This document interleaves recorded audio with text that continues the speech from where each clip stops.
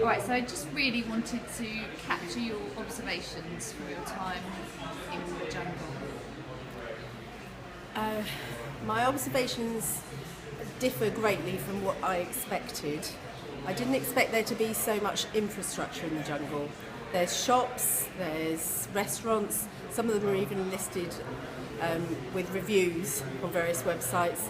There's a whole infrastructure which is like a mini flat city. There, nothing's higher than one story except the church spire, and the people are remarkable. So in the last few days, they've been expecting some of them to be moved, and they have gathered their resources, which are obviously few, and they have managed to transport houses in ways that I wouldn't have believed was possible.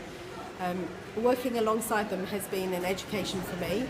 We all like to think that we don't make judgments about others, but I know that I've had some of my judgments knocked sideways, and that's very good for me.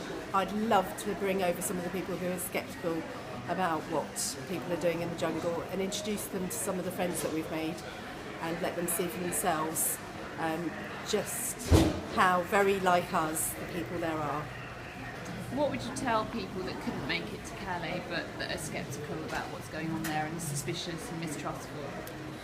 Well, one of the things that I noticed most at Calais was that there's a very beautiful Ethiopian church, and it's taking up a lot of land. It's got an outdoor space, it's a big building, and it's absolutely lovely. It's all built out of plywood, timber and sheets of plastic, but yet it's still beautiful. It's decorated beautifully, it's got pews inside, and it's right in the middle of an area that some TV channels and others have said is a hotbed for ISIS and other groups, and it has not one bit of graffiti on it. There's no bodyguards on the entrance. It is just standing there untouched and respected, and I think that says it all really. Everybody in there is busy doing their own thing, and they're happy to live next door to neighbours in quite intimate contact.